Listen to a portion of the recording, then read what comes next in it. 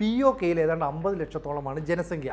ഇതിൽ 90% ഇന്ത്യയുടെ അനുഭവം ഉണ്ടെന്ന് പറയാം, ശരിയായിരിക്കാം. പക്ഷേ POKയിൽ ഈ പാകിസ്ഥാൻ കൊണ്ട് താമസിപ്പിച്ചവരിലേറിയ പങ്കും ഭീകരവാദ തീവ്രവാദ പ്രവർത്തനങ്ങളുമായി ബന്ധപ്പെട്ടവരും അവരുടെ അനുയായികളുമാണ്. ഒപ്പം ഇന്ത്യ വിരോധികളുമുണ്ട്.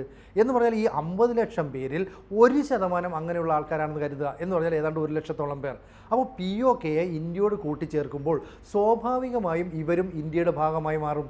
എന്ന് പറഞ്ഞാൽ രോഹിംഗ്യകൾക്ക് കിട്ടിയതുപോലെയുള്ള കുറേ സ്വാതന്ത്ര്യങ്ങൾ ഇവർക്ക് കിട്ടുന്നു. അപ്പം മതം ഇഞ്ചക്റ്റ് ചെയ്യപ്പെട്ട ഭീകരവാദം തലയ്ക്ക് പിടിച്ച ഇത്തരത്തിലുള്ള ആളുകൾ ഒരുപക്ഷെ ഇന്ത്യൻ പൗരന്മാരായി മാറിയാൽ റേഷൻ കാർഡ്, ആധാർ കാർഡ്, തിരിച്ചറിയൽ കാർഡ് എല്ലാം ഇവർക്ക് ലഭിക്കും. എന്ന് വെച്ചാൽ കശ്മീർ മുതൽ കന്യാകുമാരി വരെ സ്വതന്ത്രമായി ഇവർക്ക് സഞ്ചരിക്കാം. അത് നമ്മളെ സംബന്ധിച്ചിടത്തോളം ഒട്ടും ആശ്വാസകരമായ ഒരു കാര്യമല്ല. കാരണം എന്താണെന്ന് വെച്ചാൽ നമ്മളിപ്പോൾ ഈ പറയുന്ന POK മേഖലയിൽ ഒരു സംഘർഷം ഉണ്ടാവുകയാണ്, ഒരു ഏറ്റുമുട്ടൽ ഉണ്ടാവുകയാണെങ്കിൽ സ്വാഭാവികമായും പാകിസ്ഥാനുമായിട്ടല്ല, അവിടെയുള്ള ലഷ്കർ-ഇ-തൊയ്ബ, ജെയ്ഷെ മുഹമ്മദ് ഉൾപ്പെടെയുള്ള ഭീകരവാദികളുമായിട്ടൊരു സംഘർഷം ഉണ്ടാകുന്നു. എന്ന് പറഞ്ഞാൽ പാകിസ്ഥാനുമായിട്ട് ഒരു പോർമുഖം POKയിൽ തുറക്കുക.